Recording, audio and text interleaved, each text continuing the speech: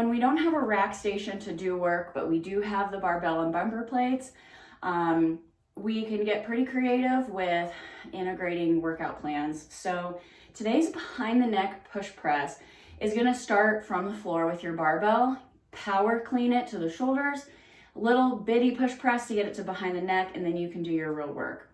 But the fun is also in the skills of getting it to your shoulder, working within the hang power clean position or the power clean position. The other option is also to snatch it overhead. We're gonna start with the bar. If you have plates on it, it'll start just around like the middle lower shin. But if you're working with an empty barbell and it's on the floor, I just want you to simply pick it up and bring it to your hips. Because it's really light, just do your best to squeeze your back muscles and suck your belly in so that you are standing with good positions when you're with your bar. But if you have no plates on the bar, this is where I want you to start. And now we can practice our hang power clean position and think about the skills a little bit here. So just bending the knees a little bit to position 1.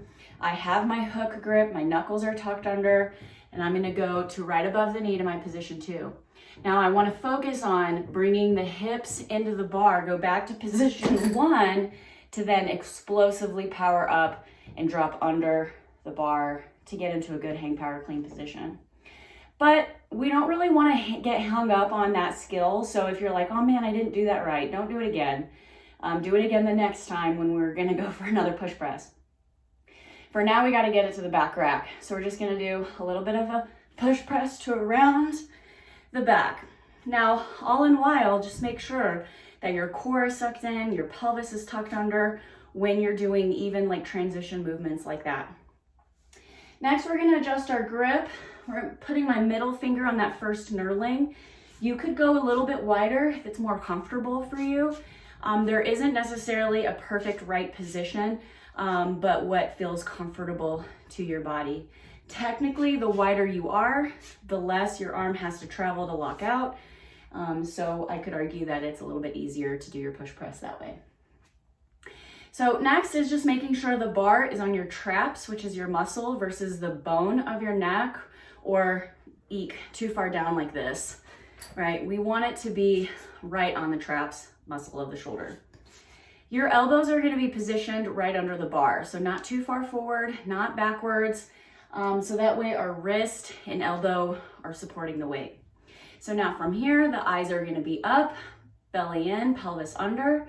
You're gonna squeeze your butt cheeks, knees go out, explosive press up. Now, if I wanna link these, I'm gonna go slow down to about below my neck and then meet up with the bar in my dip to go for my next one. Now, if you get really heavy, you can rest it for a sec and you can go for your second one. However, it depends on how I've programmed your workout. So if we're just doing 1 rep or you're finished with your rep, go ahead, drop that bar and make sure you have ample rest time in between stations that I will have programmed for you. Just make sure you take that rest so that